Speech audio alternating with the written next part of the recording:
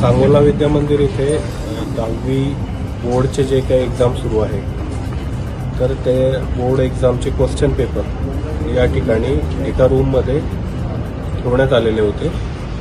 रात्री 2च्या पुढे कोणीतरी अज्ञात इसमाने या रूमचा लॉक तोडून त्या क्वेश्चन पेपरच्या गठ्ठ्यातून 2 पॅकेट्स घेऊन गेलेले आहे आणि त्यामध्ये 50 क्वेश्चन पेपर आहे अशी प्राथमिक माहिती आम्हाला मिळालेली आहे शिक्षण विभागाकडनं. आम्ही इथे पाहणी केली तर ज्या रूममध्ये ते गठ्ठे ठेवण्यात आले होते क्वेश्चन पेपरचे त्या रूमला जे लॉक लावलेलं आहे ते लॉक कटरने कट केलेलं आम्हाला आढळून आलेलं आहे.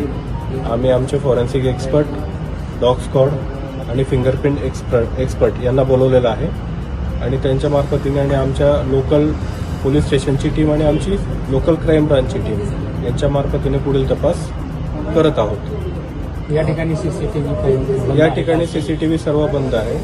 या प्रिमाइसमधले सीसीटीव्ही आम्ही चेक केले तर ते बंद आहे.